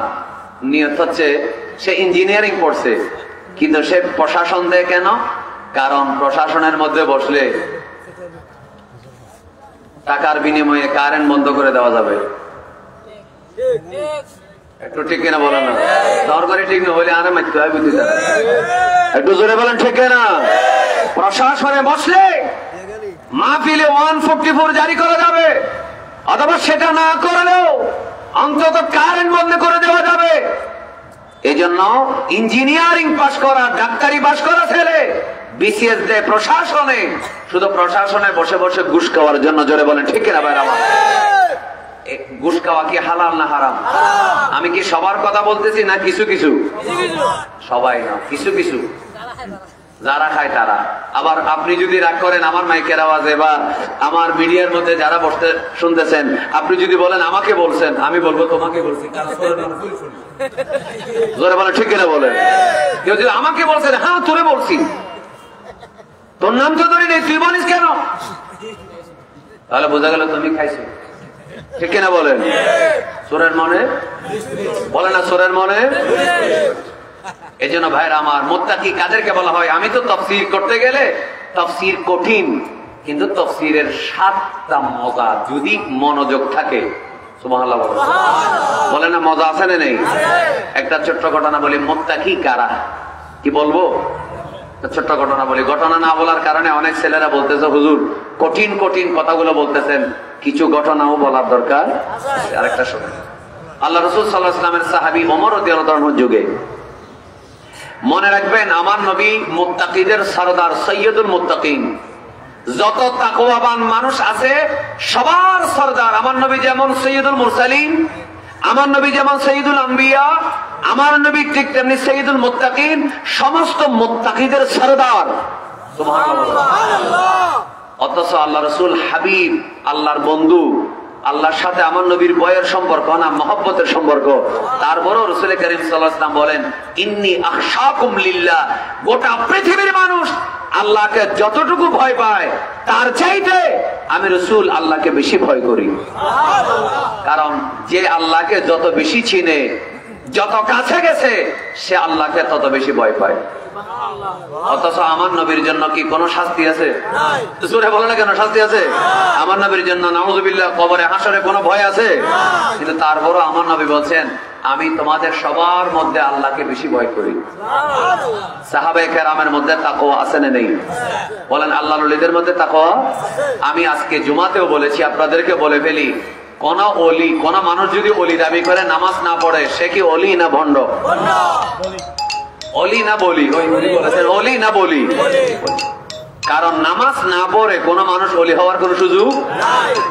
এমনি ইমানদার মুসলমান সে মারা গেলে আপনি ফাতিহা করেন, জানাজা পড়েন, আমরা কি কোনো মুসলমানকে শ্মশানের মধ্যে পড়ায় ফেলতে বলবো? আমরা জানাজা পড়বো, তার জিয়ারত করবো, ফাতিহা করবো। কিন্তু ভাইরা আমার, ওলি যদি বলতে হয় অবশ্যই তাকে 5 ওয়াক্ত নামাজ পড়তে হবে। আওয়াজ করে বলুন, আমার দয়াল নবী সাল্লাল্লাহু আলাইহি ওয়াসাল্লাম কোনদিন ইচ্ছা করে 1 ওয়াক্ত নামাজ কাজা করেছে? করেছে। এবার শুন, হযরত ওমর রাদিয়াল্লাহু আনহুর যুগে এক ছেলে, আমার আলোচনা কিন্তু শেষের দিকে নিয়ে যাচ্ছি, আপনারা কি মনে কষ্ট নিচ্ছেন? আমি জাস্ট 10টায় আশা করি শেষ করে দেব, যদি আমার ভাইয়েরা চায়। কারণ পরবর্তী যিনি আলোচক আল্লামা আশরাফি শাহ হুজুর আছেন না নেই? আছে। ওনাকে সম্মান করতে হবে। উনি আমাদের মতো অসংখ্য বক্তা, আরবি প্রভাষক, শিক্ষক, মুফতি, মুহাদ্দিসের ওস্তাদ যিনি আসবেন, ইনি একটু জোরে বলেন আলহামদুলিল্লাহ। কিন্তু এই যুগের সমস্যা কি জানেন? এই যুগে যে আলেম বানাইতে পারে তার মাহফিলে মানুষে ধাক্কাধাক্কি করে না।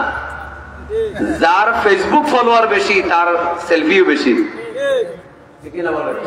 অথচ লাখ লাখ মানুষ হয় এরকম অনেক বক্তা, কোরআন আমার সামনে আছে, লাখ লাখ মানুষ হয় এরকম অনেক বক্তা। আলহামদুলিল্লাহ, আল্লামা আশরাফি লাগবে না ফোরকান কাদেরীর সামনে 10 মিনিট দাঁড়াইতে পারবে না। একটু জোরে বলেন না ইনশাআল্লাহ। কয় মিনিট? লাখ লাখ মানুষ হয়, কারণ সে মানুষ খুশি করতে পারবে। ক্লাসের মধ্যে তাফসীর পড়াইতে আলহামদুলিল্লাহ আমরা পারবো। আমাদের ওস্তাদ, আমরা জামিয়া থেকে আজকের থেকে প্রায় 21 বছর আগে 2004-এ কামিল হাদিস 6-এ কামিল ফিকহ পাশ করেছি। এখন মাদ্রাসায় পড়াচ্ছি 16 বছর। আলহামদুলিল্লাহ বলেন। যারা মাদ্রাসায় পড়ায় তারা তাফসীর খারাপ পারবে না ভালো পারবে? দেখবেন মানুষ এত বোকা, এত ডামিশ মানুষ, সুন্নিদের রুচি এত নিকৃষ্ট, যারা পড়াইতে পারবে তাদের মাহফিলে বসে না, আর যারা দেখে দেখে আরবি পড়তে পারবে না তাদের মাহফিলে ধাক্কাধাক্কি করে। আমি কি ভুল বলতেছি? এগুলো হিংসার কারণে বলতেছি না, মানুষের রুচি নষ্ট হয়ে গেছে। এরকম 2-1টা কথা না বললে মানুষ ঠিক হবে না, ঠিক না বলেন না? মাঝে মধ্যে 2-1টা কথা যদি না বলি মানুষের মন মানসিকতা ঠিক হবে না। এই জন্য বাধ্য হয়ে বলতে হচ্ছে। আল্লাহ সুন্নি মুসলমানদেরকে রুচিশীল হওয়ার তৌফিক দেন। আগে তো আপনাদের রুচি ছিল, আগে তো আপনারা শেরে মিল্লাতের মাহফিলে ভিড় করতেন, আগে তো আপনারা আল্লামা নূরীর মাহফিলে ভিড় করতেন, আগে তো আপনারা আল্লামা নঈমুদ্দিন আল কাদরি মাহফিলে ভিড় করতেন। এখন দেখা যায় যার এলেম বেশি, ওদের ইবের সে বড় আলেম, তো ইবের ওয়াজ এত সুন্দর ছিল। এরকম অনেক মানুষ আছে না, বলে যেহেতু আলেম বড়, ওয়াজ কি হবে না? কেন সুন্দর হবে না? কারণ তিনি মিথ্যা কথা বলবেন না। বলা ঠিক কিনা বলেন? তিনি কি বলবেন না? মিথ্যা কথা বলবেন না। তিনি ফাইজলামি করবেন না, কমেডি করবেন না, টিকটক করবে না। এই জন্য তার মাহফিলে মানুষ যুবক বিয়ে করে নাই। জোরে বলে না, বিয়ে করে নাই। বাবা বৃদ্ধ ছিল, ঘর থেকে বের হতে পারতো না, পঙ্গুর মতো ছিল, রাত দিন বাবার খেদমত করত। যতটুকু ইনকাম করলে বাবার মুখে খাবার দেওয়া যাবে ততটুকু ইনকাম করত। 5 ওয়াক্ত নামাজ পড়তো, রাতের বেলা তাহাজ্জুদ পড়তো, আমার নবীর উপরে বেশি বেশি দরুদ শরীফ পড়তো। একটু জোরে বলেন না সুবহানাল্লাহ। তারা এই 2-4 মিনিট কথা দিন হইতে খুশি হয়ে গেছে, তাহলে সুবহানাল্লাহ ডর করে না হচ্ছে। একটু মহব্বতে বলেন না সুবহানাল্লাহ। ভাই আপনারা এগুলো মনের দুঃখ থেকে বলতেছি, কারণ রিজিকের মালিক বলে না, রিজিকের মালিককে। কারো সম্মান যদি আপনি বেশি করেন সেটা আমার সম্মান কমবে না, কিন্তু দুঃখের ব্যাপার হলো আপনাদের রুচি নষ্ট হয়ে যাচ্ছে। ঠিক কিনা বলেন? কথাটাকে ভুল বলছি? শুধু আমাদের না, জামাতিদের মধ্যে আমির হামজার ভক্ত আছেন নেই? অথচ সে কোনোদিন ভালো করে কোরআন হাদিসের তাফসীর করছে আপনারা শুনছেন? সে মাহফিলে বসে সিনেমার নাম বলে। আমি এগুলো মুখে দিচ্ছি না আর কি ভাই, আমি তো মাদ্রাসায় পড়াই, আমি যদি এই শব্দগুলো বুকে বলি আমার ছাত্ররা আমাকে দেখলে মুখ কি বাঁধবে, ঠিক কিনা বলে? এই জন্য আমাকে তো আমার মসজিদে যেতে হবে, আমার মুসল্লিদের সামনে যেতে হবে, আমি এই শব্দগুলো কেমনে মুখে বলবো? তো তার ভক্ত বেশি, বল না তার ভক্ত। আর আরেকজনে তো হিন্দি গানের তালে তালে গজল পড়ে, এখন সারা বাংলাদেশে ফেমাস হয়ে গেছে, এখন একটু ওগুলো আর বলতেছে না। আছে না নেই? কথা বল না, ফেসবুকে আর আছে না নেই? রুচি নষ্ট হয়ে গেছে, রুচি নষ্ট হয়ে গেছে। আল্লাহ আমাদের সবাইকে বুঝাতে হবে। তো যুবকের কথাটা বলি, ওই যুবক সারাদিন ইবাদত বন্দি করতো, বাবার খেদমত করতো আর নামাজ পড়তো। রাতের বেলা এশা নামাজ পড়ে আসার সময় রাস্তার পাশে এক মেয়ের বাড়ি ছিল, খেয়াল করেন, মেয়ের বাড়ি, এক যুবতী মহিলা। সে দরজায় দাঁড়িয়ে ওই ছেলেটাকে ইশারা করে ডাকতেছে, আয় আমার কাছে আয়, আমি তোর সাথে একটু কথা বলবো। নাউজুবিল্লাহ বলেন। কোন বেগানা পুরুষ বেগানা নারীর সাথে কথা বলা হালাল না হারাম? অনেকে মনে করে আমার মাইন্ড নেই, আমার কি নেই? মাইন্ড নেই, আমার মাইন্ড ফ্রেশ, আমি আমার মামাতো বোনের সাথে হ্যান্ডশেক করতে পারি। অথচ আল্লাহ তাআলার প্রিয় নবী সাল্লাল্লাহু আলাইহি ওয়াসাল্লাম বলেছেন, মিশকাত শরীফের হাদিস, আমার দিকে দেখেন, জানাল আইনি আন নজর। তুমি বলতেছো মাইন্ড নাই, অথচ আমার নবী বলতেছে ১৫০০ বছর আগে চোখের জেনা হলো দেখা, কিছু করতে হবে না, বেগানা নারীর দিকে প্রেম করার জন্য দেখেছো, তোমার জেনা হয়ে গেছে, চোখের জেনা। আর তাকে ধরেছো, হ্যান্ডশেক করেছো, জেনাল ইয়াদে আলবাতস, হাতে টাচ করেছো, হাতের জেনা। জেনার রিজিলে পায়ের জেনা হলো আলমাসিউ, ওই মহিলার সাথে দেখা করার জন্য তার দিকে হেঁটে যাওয়া। জেনাল ওজনে আর কানের জেনা হলো বেগানা নারীর প্রেমালাপ শোনা। জেনাল কালবে, কলবের জেনা হলো একটা নারীর সাথে বিয়ে করার আগে ভালোবাসার সম্পর্ক তৈরি করে তাকে সেটা জানানো এবং তার সাথে ভাব বিনিময় করা। একটু জোরে বলবেন না? এগুলো জানা কিনা? জানা কিনা?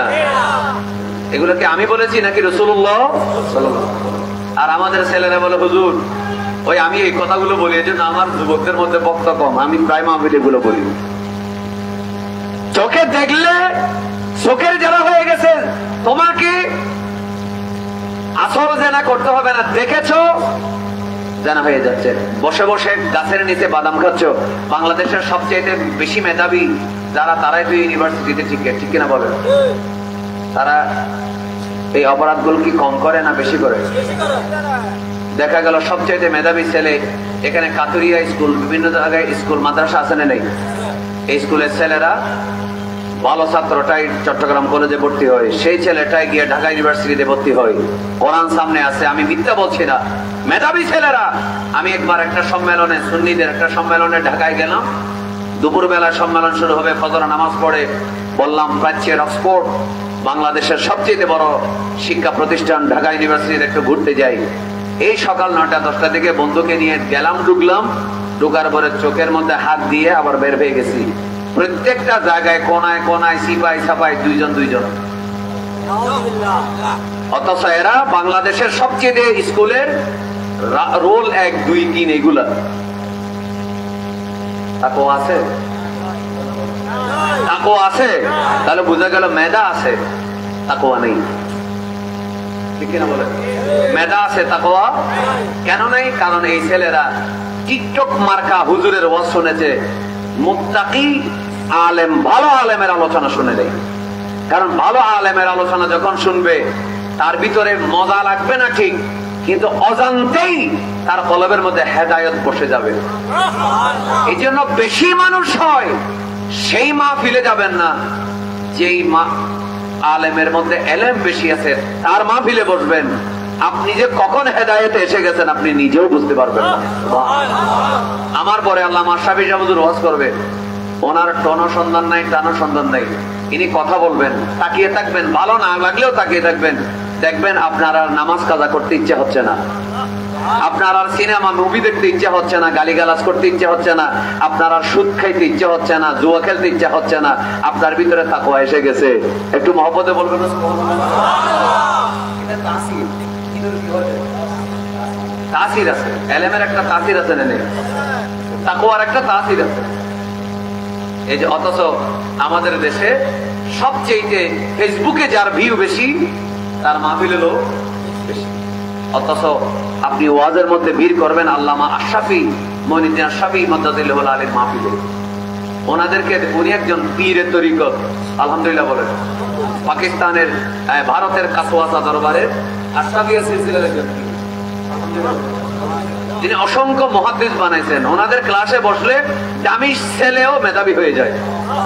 শেরে মিল্লাত অনেক আমি দেখেছি নিজের চোখে, অপ্রাসঙ্গিক মনে হচ্ছে আপনাদের কথাগুলো, কিন্তু এগুলারও দরকার আছে না নেই?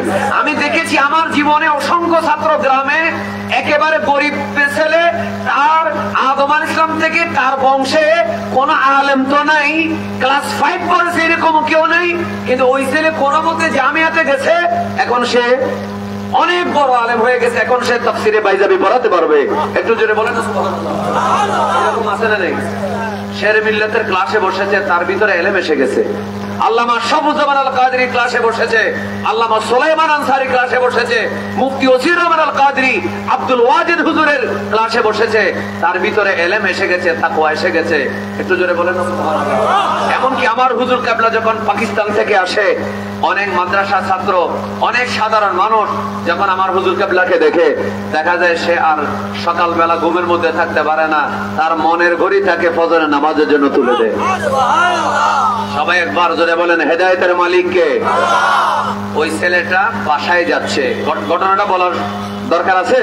বাসায় যাচ্ছে, কোথায় আছে রেফারেন্স দিচ্ছি, রেফারেন্স ছাড়া কথা বলবো না। হায়াতুস সাহাবা লিখেছেন শেখ ইউসুফ কান্দলবি। ইউসুফ কান্দলবি তিনি কি ঘরানার মানুষ? তিনি হচ্ছেন ওয়াহাবি ঘরানার মানুষ। তার কিতাবে সুন্নিদের দলিল, সুবহানাল্লাহ, তার কিতাবে কাদের দলিল? সুন্নিদের দলিল। তো ওই ছেলেটা যাচ্ছে, যাওয়ার সময় ওই মহিলার বলল আমার সাথে একটু দেখা করো, আসো। কিন্তু ছেলেটার মধ্যে কি কোনো নারীর প্রতি আকর্ষণ আছে?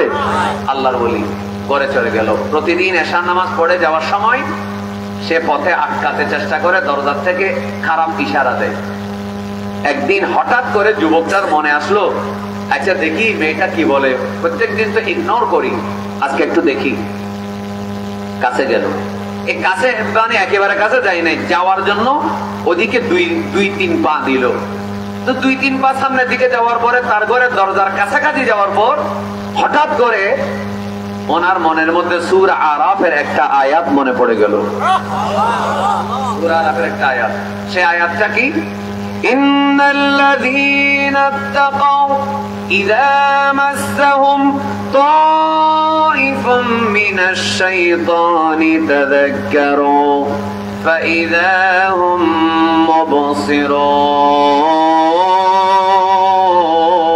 মুবসিরুন। আল্লাহ রাব্বুল আলামিন বলেন, ইন্নাল্লাযীনা ইত্তাকাউ, যাদের অন্তরে তাকওয়া আছে।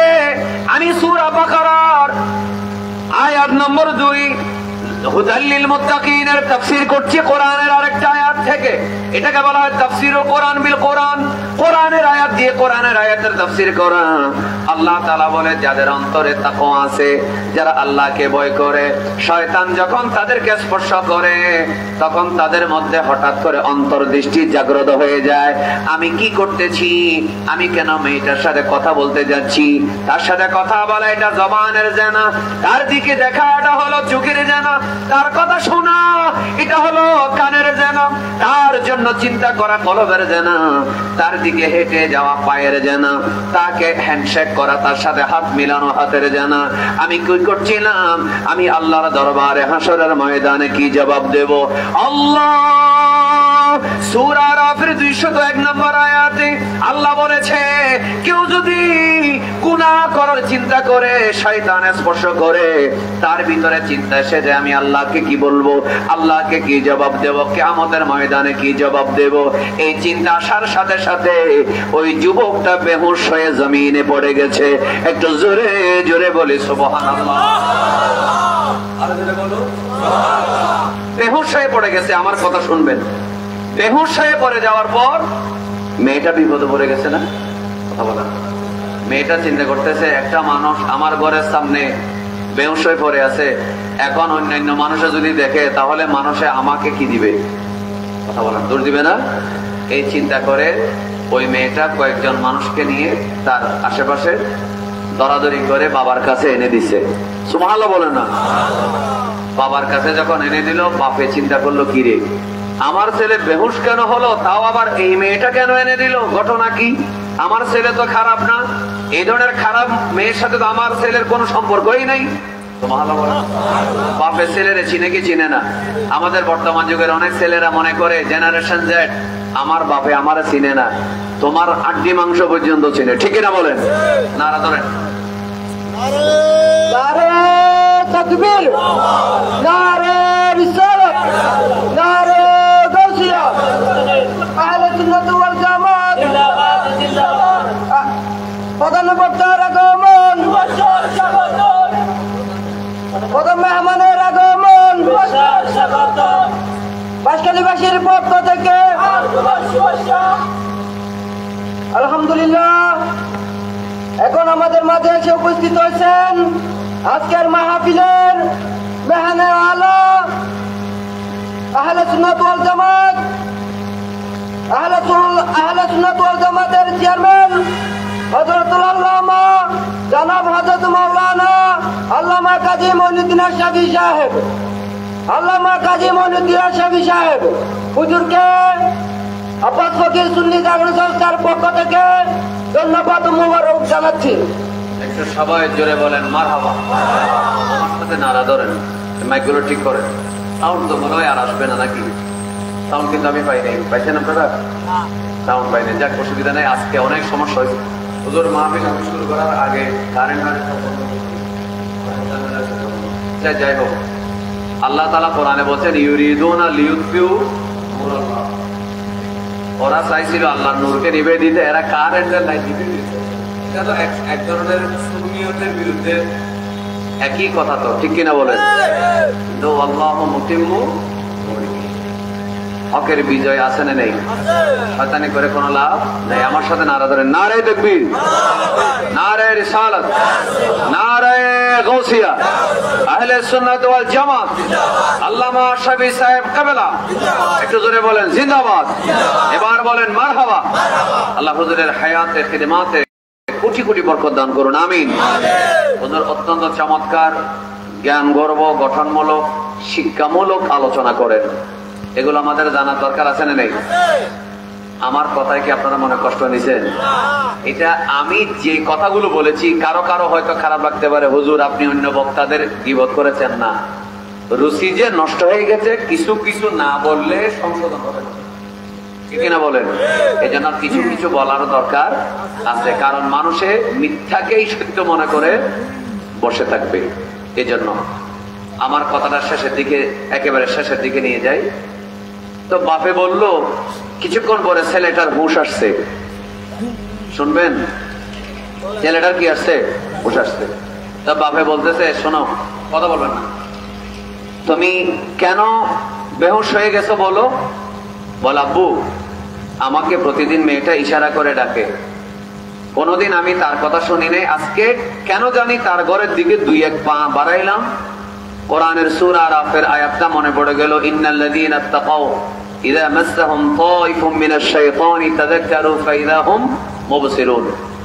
যাদের অন্তরে তাকওয়া আছে, যারা মুত্তাকি, তাদেরকে শয়তানে কিছুক্ষণের জন্য যদি একটু কি করতে চায়, ওয়াসওয়াসা দিতেও চায়, হঠাৎ করে তাদের বিবেকবোধ সক্রিয় হয়ে যায়। সুবহানাল্লাহ বলেন না? তারা চিন্তা করে আমি কি করতেছি। আব্বু, আমার যখন সূরা আরাফের ওই আয়াতটা মনে পড়ে গেল, সাথে সাথেই আমি আল্লাহর ভয়ে কিয়ামতের দিন আমি মেয়েটার সাথে কথা বলতে যাচ্ছি, আমি আল্লাহকে কি জবাব দেব, এই ভয়ে আমি বেহুশ হয়ে দরজার বাইরে পড়ে গেছি। আমি মহিলাটার সাথে কোনো অবৈধ কাজ করি নাই। সুবহানাল্লাহ বলেন। বলেন বাপে ছেলেরে চিনে কিনা? কথা বলেন। তো বললো, বাপে বললো, তুমি যে আয়াতটা মনে পড়ার কারণে তুমি ভয়ে বেহুশ হয়ে গেছো, আয়াতটা আমাকে আরেকবার শুনিয়ে দাও। আয়াতটা তুমি আমাকে আরেকবার শুনে দাও। তখন ওই ছেলেটা বলল, ইন্নাল্লাযীনা তাকাউ ইযা মাসসাহুম তাইফুম মিনাশ শাইতানি তাযাক্কারু ফাইযা হুম মুবসিরুন। এই আয়াতটা সুন্দর করে বাপের সামনে আরেকবার তেলাওয়াত করলো। তেলাওয়াত করার সাথে সাথে বেহুশ হয়ে গেছে। আবার কি হয়ে গেছে? বেহুশ হয়ে সে মারা গেল। ইন্না লিল্লাহি ওয়া ইন্না ইলাইহি রাজিউন। বলেন না হায়াতের মালিক কে? আচ্ছা, ছেলেটাতে মারা গেছে কি মানুষের ভয়ে নাকি আল্লাহর ভয়ে? আমি হাসরের দিন কি জবাব দেব এই ভয়ে মারা গেল। হায়াতুস সাহাবা ইউসুফ কান্দলবি ওয়াহাবি লেখক, কিন্তু দলিল সুন্নিদের। সুবহানাল্লাহ বলেন। আচ্ছা আসেন, রাতের বেলা বাপে আর গভীর রাত আমিরুল মুমিনিন ওমর বিন খাত্তাব রাদিয়াল্লাহু তাআলাকে ডাকলেন না, এলাকার মানুষকে নিয়ে দাফন করে ফেললেন। ফজরের নামাজ পড়ার পরে ওমর বিন খাত্তাব রাদিয়াল্লাহু তাআলা ফারুক আজম আসলেন, এসে বললেন, তুমি তোমার ছেলেকে রাতের বেলা দাফন করে ফেলেছো, আমাকে কেন ডাকো নেই? তখন বললেন, হুজুর আপনার কষ্ট হবে, সারাদিন কষ্ট করেন, জানাজা নামাজ তো ফরজে কিফায়া, আমার ছেলের জন্য আপনার কষ্ট হবে, এই জন্য আমি ডাকি নাই, দাফন করে ফেলেছি। বললেন, তোমার ছেলের কি হয়েছিল? বলে এই ঘটনা। যেহেতু সে মারা গেছে, এখন আর বাস্তব কথা বলতে কোনো অসুবিধা আছে? বাপে স্বীকার করলো। স্বীকার করার পরে আমিরুল মুমিনিন কবরস্থানে গেলেন। সুবহানাল্লাহ। কোথায় গেলেন? কবরস্থানে। আশেপাশে আরো মানুষ আছে না নেই? আছে। ওনার সাথে অনেক মানুষ আছে। গেলেন, গিয়ে সালাম দিলেন। কবরস্থানে সালাম নেই? সালাম দিলেন। সালাম দেওয়ার পরে তিনি আউযু বিল্লাহ বিসমিল্লাহ পড়ে একটা আয়াত পড়লেন কোরআনের সূরা রহমানের। কি? ওয়ালিমান খাফা মাকামা রাব্বিহি জান্নাতান।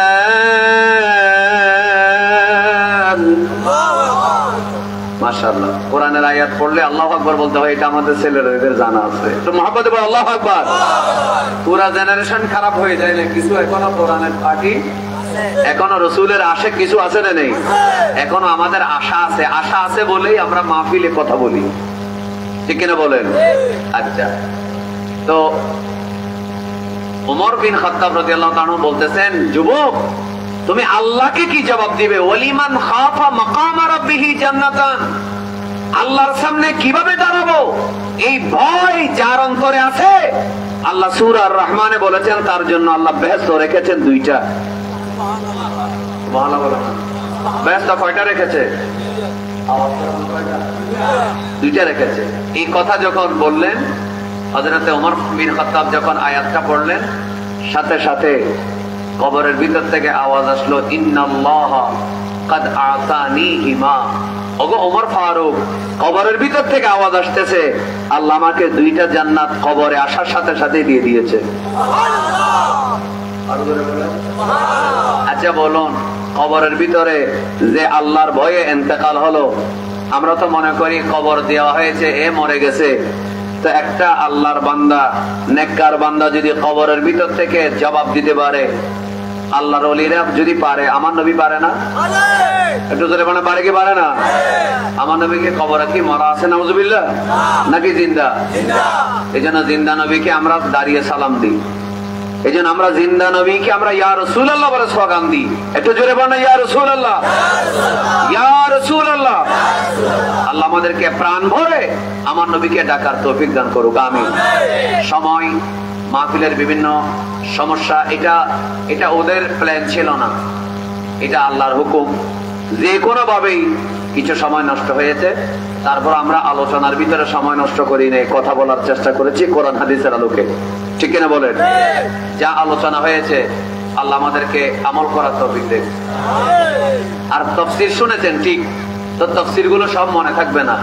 ওই আল্লাহর ভয় মনে রাখবেন, রাসূল করিম সাল্লাল্লাহু আলাইহি ওয়াসাল্লামের মহব্বতের কথা মনে রাখবেন, কোরআন তেলাওয়াতের ফজিলতের কথা মনে রাখবেন। কোরআন পড়লে ফেরেশতা নাজিল হয়, শয়তান দূর হয়, সূরা বাকারা পড়লে সেটা মনে রাখবেন। আর গান বাজনা করলে ফেরেশতা বের হয়ে যায়, শয়তান ঢুকে, সেটা মনে রাখবেন। মনে থাকবে তো? বলেন, সবার মনে থাকবে তো? বেশি ওয়াজ মনে থাকবে না, কিন্তু এগুলা মনে রাখার দরকার আছে না নেই? আল্লাহ সবাইকে 5 ওয়াক্ত নামাজ পড়ার তৌফিক দেন। আমার দয়াল নবী সাল্লাল্লাহু আলাইহি ওয়াসাল্লামের মহব্বত অন্তরে রাখার তৌফিক দেন। আউলিয়া কেরামের প্রতি ভক্তি মহব্বত রাখার তৌফিক দান করুক। আয়াত 8টা আছে, কিন্তু এখনো ওই যালিকাল কিতাবু লা রাইবা ফীহি হুদাল লিল মুত্তাকিন এতটুকু বলেছি। আজকের মাহফিলের যাই হোক, যে পরিস্থিতির কারণে আমরা আর কথা বাড়াচ্ছি না। অসংখ্য মুফতি মুহাদ্দিস শেখুল হাদিস আমার মতো অনেক বক্তাদের যিনি মাদ্রাসায় থেকে বের করেছেন, ওস্তাদ হিসেবে আলেম বানিয়েছেন, এমন একজন ওস্তাদুল উলামাকে বসায় রেখে যতটুকু বলেছি এটাও আদব থেকে খালি, অর্থাৎ বেয়াদবির থেকে খালি নয়। এই জন্য আমি হুজুরের কাছে ক্ষমা চাচ্ছি, আপনাদের সবার দোয়া চাই। আল্লাহ আমাদের সবাইকে আমল করার তৌফিক দেন, আমিন। মাহফিলে যাবেন যারা জনপ্রিয় বক্তা তাদেরকে দেখতে যাবেন, কিন্তু যারা কিছু কোরআন হাদিস পারে তাদের আলোচনা শোনার জন্য যাবেন, কারণ হেদায়েতের মালিককে আল্লাহ। এই জন্য এটা মনে রাখবেন, আল্লাহ তাআলা যা বলা হয়েছে সেগুলো আমল করার তৌফিক দেন, আমিন। ওয়া মা আলাইনা ইল্লাল বালাগ। আসসালামু আলাইকুম ওয়া রাহমাতুল্লাহি ওয়া বারাকাতুহু।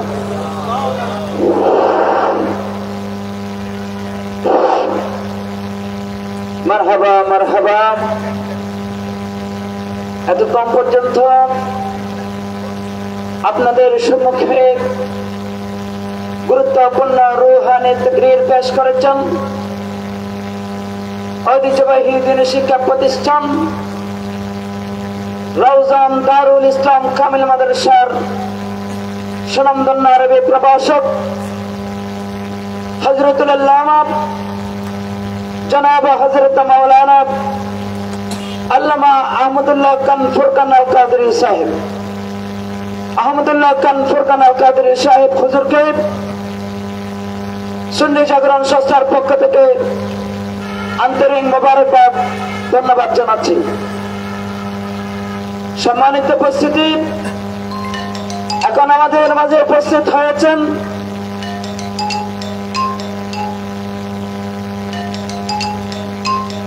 ঐতিহ্যবাহী দ্বীনি শিক্ষা প্রতিষ্ঠান চট্টগ্রাম সোবানিয়া আলিয়া কামিল মাদ্রাসার সাবেক শাইখুল হাদিস, আন্তর্জাতিক খ্যাতি সম্পন্ন মুফাসসিরে কোরআন, আহলে সুন্নাহ ওয়াল জামাত বাংলাদেশের সম্মানিত চেয়ারম্যান ফখরুল ওয়াইজিন শামসুল খোতামা হযরতুল আল্লামা জনাব মাওলানা আল্লামা কাজী মঈনুদ্দিন আশরাফী সাহেব মাদাজিল্লুল আলী হুজুরকে হযরত আব্বাস ফকরী শাহ রহমাতুল্লাহ আলাইহি সুন্নি জাগরণ সংস্থার পক্ষ থেকে আন্তরিক মোবারকবাদ জানাচ্ছি। সম্মানিত উপস্থিতি, এখন আমাদের অনুষ্ঠানের শেষ পর্যায়ে, শেষ অধিবেশন শুরুর মধ্যে আমরা হযরত আব্বাস ফকরী শাহ রহমাতুল্লাহ আলাইহি সুন্নি জাগরণ সংস্থার যে কুইজ প্রতিযোগিতা ছিল, এমসিকিউ কুইজ প্রতিযোগিতায় যারা অংশগ্রহণ করেছিলেন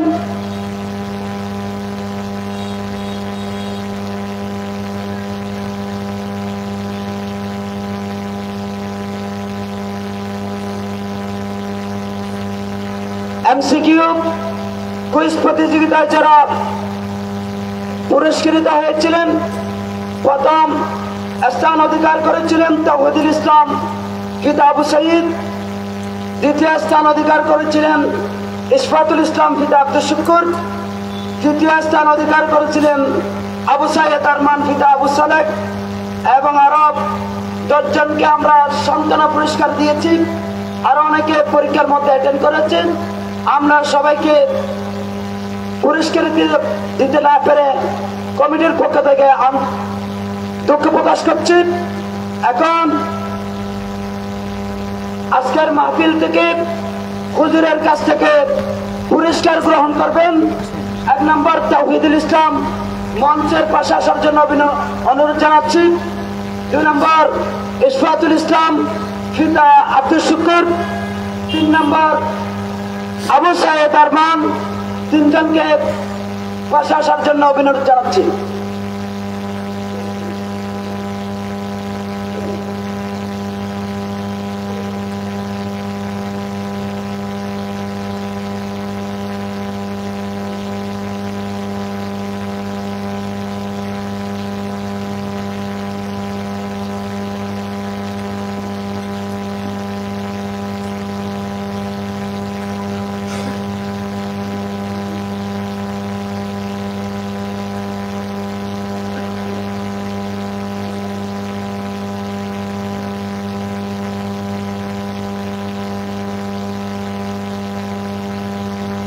সম্মানিত উপস্থিতি, আমরা তেমন বেশি পুরস্কার দিতে পারতেছি না। আসলে আমরা যারা আহলে সুন্নাত ওয়াল জামাতের অনুসারী, তাদেরকে বাইরে থেকে কোনো ডোনেশন আসে না। আমরা নিজ থেকে যতটুকু পেরেছি আমরা ওদেরকে সন্তুষ্ট করার জন্য চেষ্টা করেছি। কিছু আর্থিক এবং ক্রেজ দিয়ে তাদেরকে আজকে পুরস্কৃত করা হবে। প্রথম পুরস্কার গ্রহণ করবেন তাওহীদুল ইসলাম পিতা আবু সাইদ। তাওহীদুল ইসলাম পিতা আবু সাইদ হুজুরের পক্ষ থেকে ক্রেজ গ্রহণ এবং আর্থ গ্রহণ করবেন।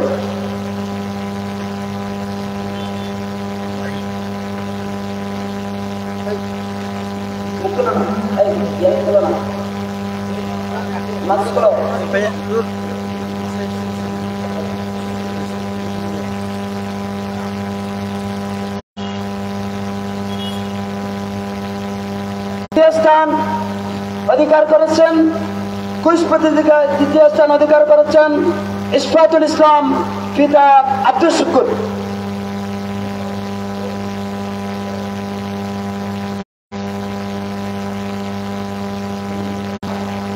তৃতীয় স্থান অধিকার করেছেন আবু সাইদ আরমান পিতা আবু সালেহ।